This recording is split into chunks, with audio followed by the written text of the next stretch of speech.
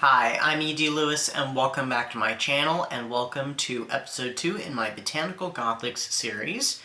If you've missed episode 1, I'll have episode 1 linked down below, so please check it out and you can find out a little bit about what Botanical Gothic is, as I also explore one of the earliest Botanical Gothic stories, Rappaccini's Daughter by Nathaniel Hawthorne, who of course is a early pioneer of American Gothic fiction, and even early American horror fiction as well.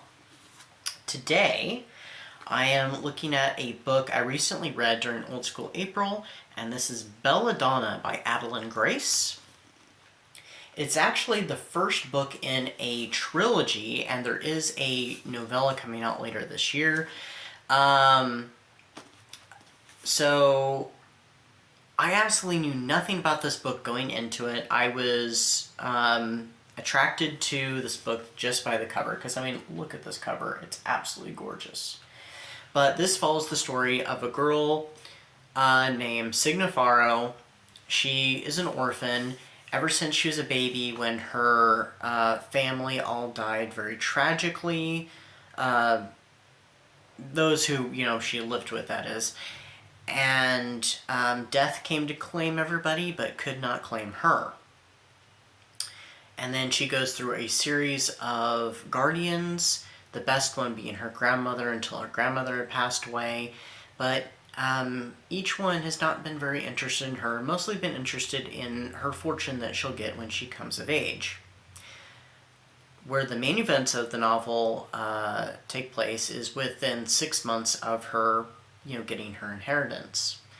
And her latest guardian, her Aunt Magda, absolutely horrible person, she catches Signa doing something that she thinks that she shouldn't. Signa has been fascinated and has a bit of an antagonistic relationship with death ever since she discovered that she cannot die. So, a little accident happens and Aunt Magda dies. And she ends up at the home of her cousins, the Hawthorns, at their very beautiful estate called Thorngrove. But she arrives at a rather unfortunate time, as her cousin Lillian has recently passed away to a very mysterious illness, and the house is plagued by a series of extravagant and eccentric parties. Blythe, her other cousin, the daughter of Lillian, is also not long for this world, as she's suffering from the same strange and mysterious illness. So Signifaro finds herself in the midst of a mystery that she intends to solve, as she also discovers through death that she and Blythe have a connection. Now, you may have noticed how I referred to Death a few times. Death is a character in this book. And he's one of my favorite characters. He's very mysterious and stuff. And, yeah, I mean, she really does have an antagonistic relationship with him, because I'm not going to get into the method of how she contacts him and stuff, but when she does, she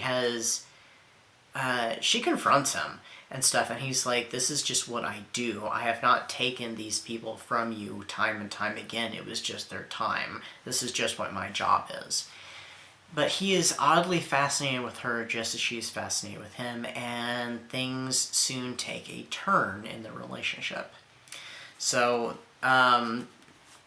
I really enjoyed this book. I absolutely loved it. I have heard that the rest of the books in the trilogy just get better and better, but I'm like, I don't know how much better it could get, but apparently it does. So I'm very eager to get into book 2 and book 3. I really want to acquire them very soon, and I might, fingers crossed.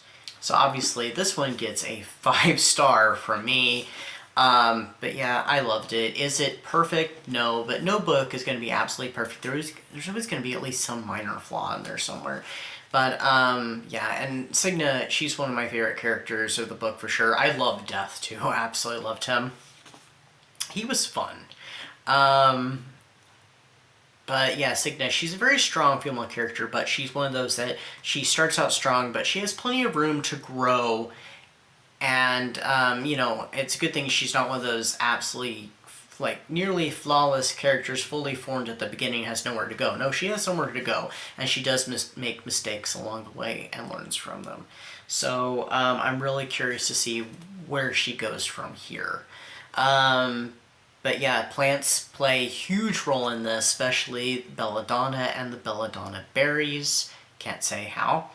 There's even there's a secret garden that she has to find, that she is pushed to by a particular spirit. Which, yes, there are ghosts in this book as well. So it's also a ghost story. It's a botanical gothic. It's a gothic romance. It's gothic fantasy. There's a bunch of stuff here, and there's even some rather frightening sequences, especially with a ghost. And it has to do with the garden. And there's some really cool moments too. Well, actually, yeah, okay, the garden, and there's a sequence even before that that was pretty frightening.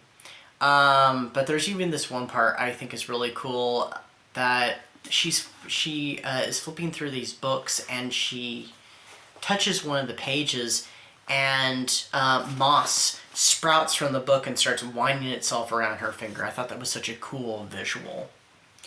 The way this book ends, though, it's kind of like a season finale and setting you up for the next season. I could see this, actually, I could really see these books as a TV show. Each book would be a season, and I think that'd be really cool.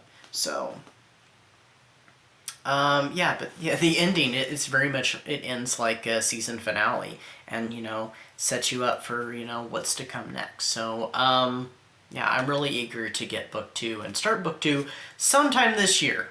So I've got other Botanical Gothics I want to do, at least a few more for this series. I may have to stretch it into early summer, but we'll see what happens. But yeah, that's my review of Belladonna by Adalyn Grace. If you have read this, please tell me what you thought of it, if you liked it, if you didn't like it. Yeah, and please leave a comment down below, even if it has nothing to do with, you know, your thoughts on the book.